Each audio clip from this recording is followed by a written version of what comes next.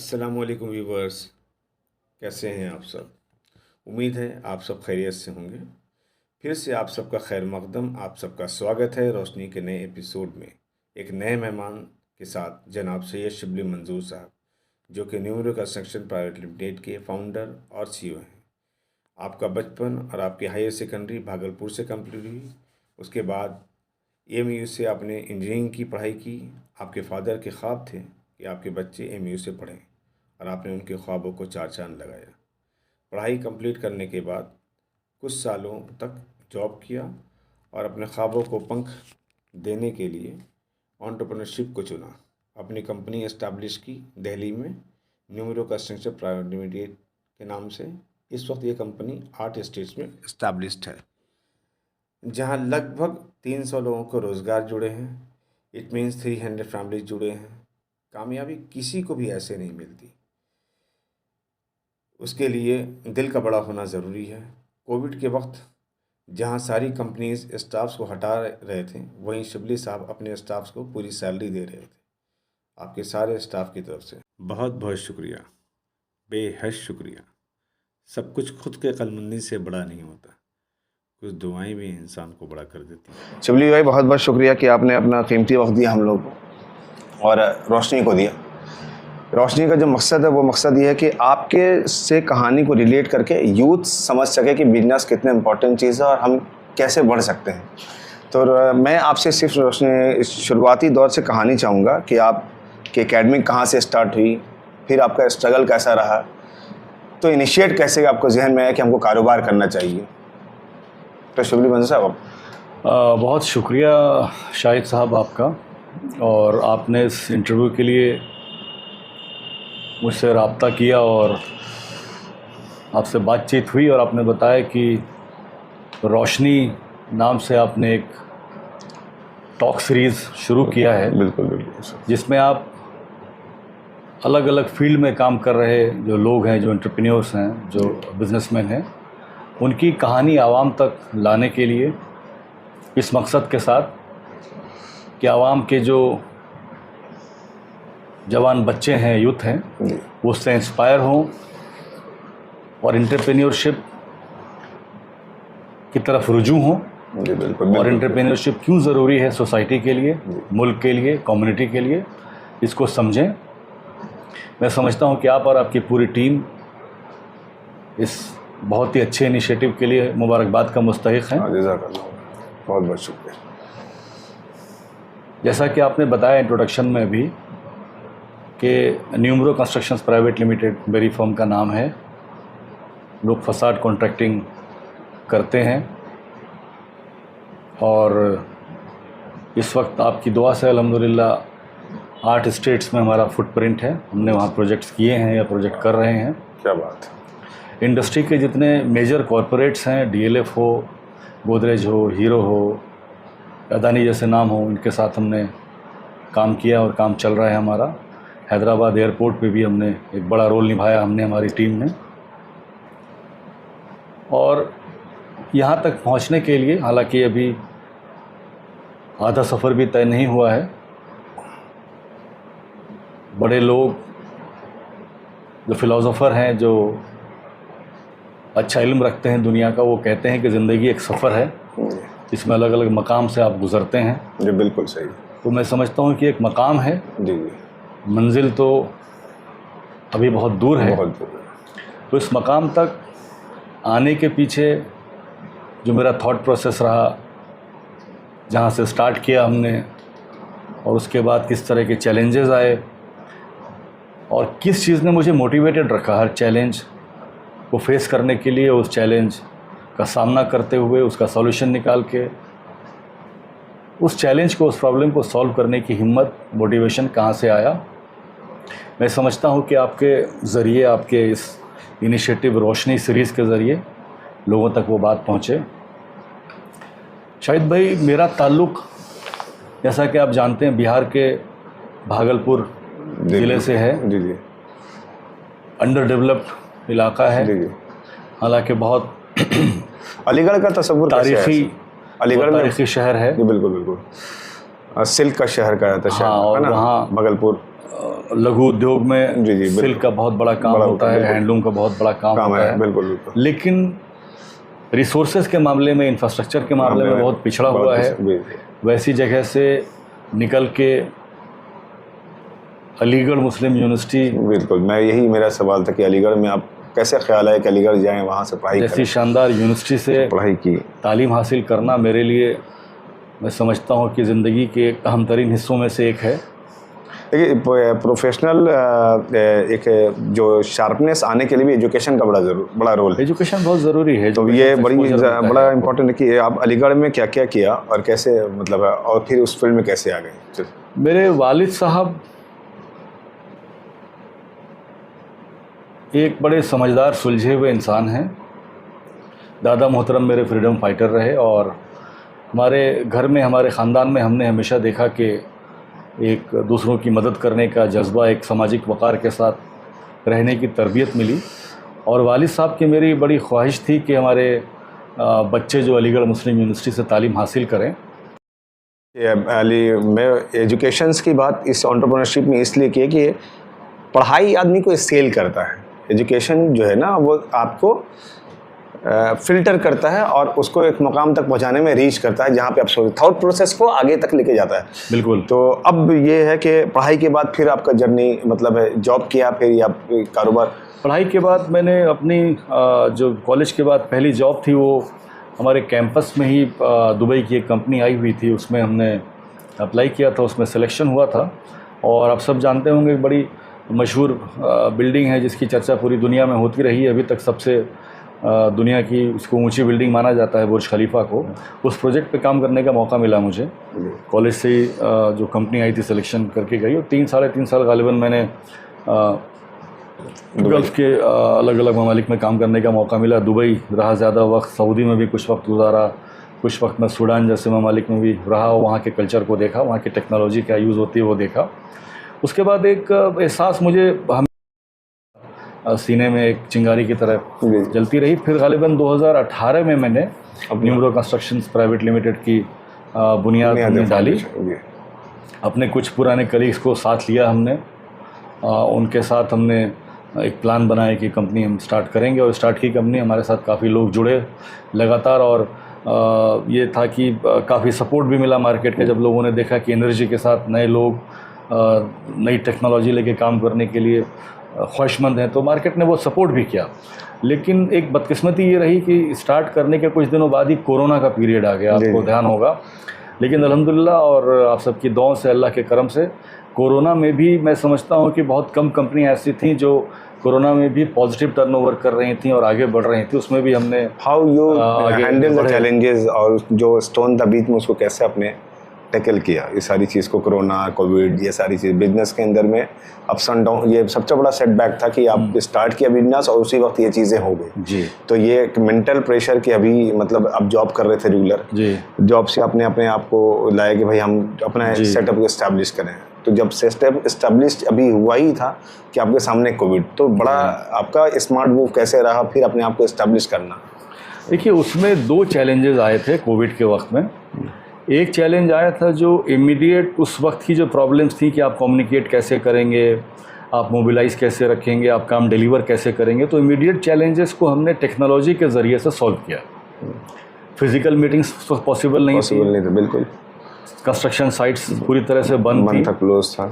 लेकिन जब 2-3 महीने के बाद कंस्ट्रक्शन साइट्स खुली, तो हमने जो टेक्नोलॉजी उस वक्त इस्तेमाल हो रही थी, जूम कॉल के ज़रिए, गूगल मीट्स के ज़रिए, वो इस्तेमाल करते हुए हमने अपनी टीम को जोड़े रखा, क्लाइंट्स के साथ बातचीत करते रहे, कंसल्टेंट्स को जोड़े रखा। जो उस वक्त प्रोटोकॉल के साथ जो परमिशंस लेनी थी साइट के ऊपर काम करने की एडमिनिस्ट्रेशन से, वो हमने परमिशन लिया। ड्यू परमिशन लेते हुए हमने काम शुरू किया, और सबसे पहली कंपनियों में से बने जिन्होंने कोरोना के बाद परमिशन मिलते ही साइट पे काम करना शुरू किया था। इसके लिए हमारे क्लाइंट्स ने बहुत अप्रिशिएट भी किया। और एक दूसरा चैलेंज ये था कि जो लॉन्ग रन में, एक लंबे वक्फे में जो चैलेंज आने वाला था, वो था टीम को जोड़ करके रखना। गैप, ये जो गैप आपका था उसको अपने एंगेजमेंट में बदला कि कम से कम टीम जो है कनेक्टिविटी रहे जी एक दूसरे से, ताकि वो गैप ना बन पाए, ना तो आपको उसका हार्म हो सकता था जी। टीम को जोड़ के रखना बहुत ज़रूरी था। बिल्कुल सही। तो अल्हम्दुलिल्लाह आप सबकी दुआ से, अल्लाह के करम से, हमने किसी भी तरह से मैनेज करके अपने जितने स्टाफ थे हमारे पास 50+ उस वक्त लोग थे, अब तो ज़्यादा लोग हो गए हैं, सबको हमने पूरी सैलरी दी। जी, क्योंकि क्या बात है। हर बंदे की अपनी एक जिम्मेदारी होती है, बिल्कुल। और उस जिम्मेदारी में एक कोरोना की वजह से अचानक से उनकी कमाई के ऊपर, उनकी इनकम के ऊपर ब्रेक लग गया, बिल्कुल। तो उन्होंने अपने परिवार को पालना था, अपने मकान का किराया देना था, बच्चों के अखराजात थे, उनको पूरा करने के लिए हमने बंदों को अपनी सैलरी दी पूरे टाइम। क्या बात, बहुत, वो बहुत मुश्किल वक्त था, हमने मैनेज ये किया। बहुत सारे कंपनी में ये नहीं हुआ, तो अपने इस चैलेंज में माशाल्लाह बहुत अच्छी बात, personal savings, personal assets dispose किए, लेकिन उस टीम को जोड़ के रखा, और उसकी वजह से अल्हम्दुलिल्लाह एक फ़ायदा ये हुआ कि जो वक्त था वो तो निकल गया, 3-4 महीने में, 5 महीने में चीज़ें नॉर्मलाइज हुई, लेकिन जो लोग उस वक्त हमारे लॉयल बने, जिनका भरोसा हमारे ऊपर, हमारी कंपनी के ऊपर हुआ, वो लोग आज भी हमारे साथ हैं, हर अच्छे बुरे वक्त में हमारे साथ खड़े हैं और पूरी लॉयल्टी के साथ कंपनी को आगे बढ़ा रहे हैं। देखिए, ये सिर्फ इसलिए हुआ कि शिबली भाई ने उस पीरियड में, जब सबसे टफ फेज़ था कोविड का, कोई पूरी दुनिया के लिए था, सिर्फ इंडिया एक इंडिविजुअल ही नहीं था, लेकिन उस वक्त अपने मेंटल को बड़ा स्ट्रॉन्ग रखना और आगे बढ़ना, ये बड़ी बात थी। आपने उसको रखा और स्टाफ को अपने टैकल किया और पूरी सैलरी दिया।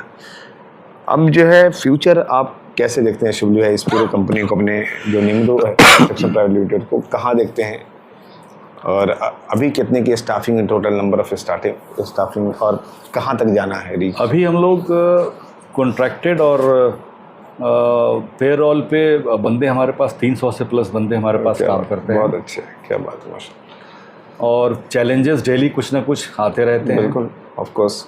उस चैलेंज को आपको सॉल्व करना होता है कंसिस्टेंसी के साथ। एक चीज़ हमेशा याद रखें व्यूअर्स, कि there is no dead end, एक कहावत है अंग्रेजी की, कि कभी भी रास्ता पूरी तरह बंद नहीं होता। बिल्कुल, स्पेस है। अल्लाह अगर एक रास्ता, एक दरवाज़ा बंद करता है तो दूसरा दरवाज़ा आपका खुलता है। बिल्कुल सही। उस वक्त आपको अपने ऊपर, अल्लाह के ऊपर भरोसा रखना है, बिल्कुल, बिलीव, और रास्ता तलाशता रहना है। बिल्कुल बिल्कुल। कभी भी थक करके, हार करके, नाउम्मीद होकर के नहीं बैठना है। नाउम्मीदी कुफ्र है, हमारा इस्लाम हमें सिखाता है, ये हमारे बिलीफ सिस्टम का पार्ट है। Never stop thinking, never stop thinking. आप सोचते रहें, बिल्कुल सही बात, सोचते रहें, अपने रिसोर्स यूज़ करें, अपने जहन को इस्तेमाल करें, आपके जो पास्ट एक्सपीरियंस उसको इस्तेमाल करें, जो आपसे ज़्यादा समझदार, कैपेबल लोग हैं, आपको लगता है उनसे राय मशवरा करें, तो आपके जो प्रॉब्लम्स हैं, जो एंटरप्रेन्योरशिप जर्नी में आपको दिक्कत आ रही है, उसका सॉल्यूशन आपको मिलता है। कंसिस्टेंसी के साथ बने रहें। और शाहिद भाई, मैं तो ये समझता हूँ कि एंटरप्रेन्योरशिप के बारे में लोगों तक ज़्यादा बात को पहुँचाना, उनको इसके लिए अवेयर करना बहुत ज़रूरी है। इस पर 2 मिनट आपका लूँगा और चाहूँगा कि मेरी बात आप जरिए से लोगों तक पहुँचे। बिल्कुल बिल्कुल, इसीलिए है ही है कि आप अपनी बात को रखें। तो एंटरप्रेन्योरशिप दरअसल एक फ्रेंच वर्ड है, जिसको अगर आप लिटरल मीनिंग देखेंगे उसका, तो इनोवेशन उसका एक मायने निकल के आता है, स्किल एक मायने निकल के आता है, रिस्क टेकिंग एबिलिटी एक मायने निकल के आता है। एंटरप्रेन्योरशिप बेसिकली आप कोई एक बिज़नेस खड़ा करें एक आइडिया के साथ, जो प्रॉफिट मेकिंग की तरफ उस आइडिया को लेके जाए, ऑर्गेनाइजेशन को लेके जाए। ये बेसिकली स्पष्ट शब्दों में, छोटे शब्दों में एंटरप्रेन्योरशिप का एक डेफिनेशन है। और जैसा लोग सोचते हैं कि ये बहुत मुश्किल है, वैसा बिल्कुल भी नहीं है। एंटरप्रेन्योरशिप बस थोड़े सब्र की, थोड़ी कंसिस्टेंसी मांगता है, लेकिन ये रास्ता बहुत मुश्किल नहीं, इम्पॉसिबल नहीं है।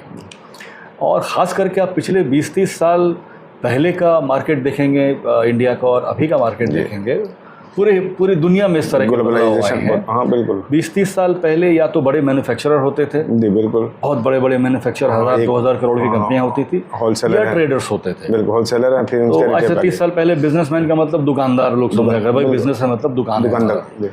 लेकिन पिछले जो IT की क्रांति आई हिंदुस्तान में 20 साल पहले, और धीरे धीरे टेक्नोलॉजी का इस्तेमाल होने लगा, बिल्कुल, तो एक सेगमेंट नया खुल के आया, जी, जहाँ पे मैन्युफैक्चरिंग और ट्रेडिंग के अलावा सर्विस इंडस्ट्री का एक सेगमेंट खुल के आया। बिल्कुल सही बात है, जिसमें टेक्नोलॉजी ने एक बहुत बड़ा रोल प्ले किया, जहाँ टेक्नोलॉजी के जरिए से आपने देखा होगा, जी, कई सारी कहानियाँ आपको रैक्स टू रिचेस की सुनने को मिलेंगी। अभी आप जो अमीर लोग हैं दुनिया के, आप उनका अगर नाम गिनेंगे तो आप देखेंगे उसमें ज़्यादातर लोग टेक्नोलॉजी के ज़रिए अमीर बने हैं, चाहे वो बिल गेट्स हों, चाहे वो मार्क जुकरबर्ग हों। ये सब हम्बल बैकग्राउंड से आए हुए लोग थे जी बिल्कुल। और टेक्नोलॉजी के ज़रिए अपनी कंसिस्टेंसी के ज़रिए इस मकाम तक पहुँचे हैं। तो अभी एक बहुत बड़ा गेटवे खुला है ऐसे बिज़नेस का जो लो इन्वेस्टमेंट बिज़नेस है, जिसमें आपको बहुत इन्वेस्टमेंट नहीं करना है, बहुत सेटअप नहीं लगाना है, टेक्नोलॉजी का बिज़नेस है, आइडिया बेस्ड बिज़नेस है। Idea based business, technology. जैसे आपका मैं फ़र्ज़ कीजिए जिक्र करूं तो आप जो एक आइडिया लेके आए हैं दिल्ली फ्रेश का, जी जी बिल्कुल। ये लो इन्वेस्टमेंट का बिज़नेस है, आइडिया बेस्ड बिज़नेस है, लेकिन आप इस इलाके की एक प्रॉब्लम को सॉल्व कर रहे हैं। जी जी बिल्कुल। तो एंटरप्रेन्योरशिप टेक्नोलॉजी के ज़रिए किसी एक प्रॉब्लम को सॉल्व करने का जो तरीका है, जो रास्ता है, वो बहुत प्रचलन में आया है पिछले कुछ सालों में।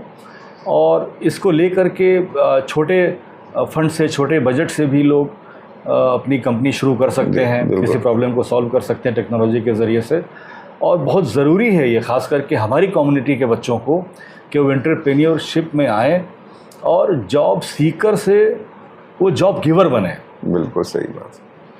जॉब सीख करना भी कोई बुरी बात नहीं है, वो भी नहीं, वो रोजगार का एक जरिया है, बिल्कुल बहुत ज़रूरी है, बहुत ज़रूरी। देखिए शुभली भाई, इसलिए जो जॉब सीख करना की बात, जो शुभली भाई का पूरा जो पहला जो शुरुआती जो करियर है, वो पहले आपने जॉब किया और जॉब करना बहुत ज़रूरी है। आप जॉब नहीं करेंगे तो आप पता ही नहीं चलेगा प्रॉब्लम को सॉल्व कैसे करना। एक्सपीरियंस कहाँ से आएगा? बिल्कुल, वो एक्सपीरियंस, तजुर्बा, वो सारी चीज़ें। बहुत कोई आपके घर में तो बिजनेस था नहीं कि आप बैठ के घर पे सीखते, तो आपने दूसरे लोगों के साथ जो बिज़नेस कर रहे थे, जो एंटरप्रेन्योर्स थे, उनके साथ आपने उनकी टीम का हिस्सा बने, आपने अपनी मेहनत से उनको फ़ायदा पहुंचाया, बदले में उन्होंने आपको पे किया।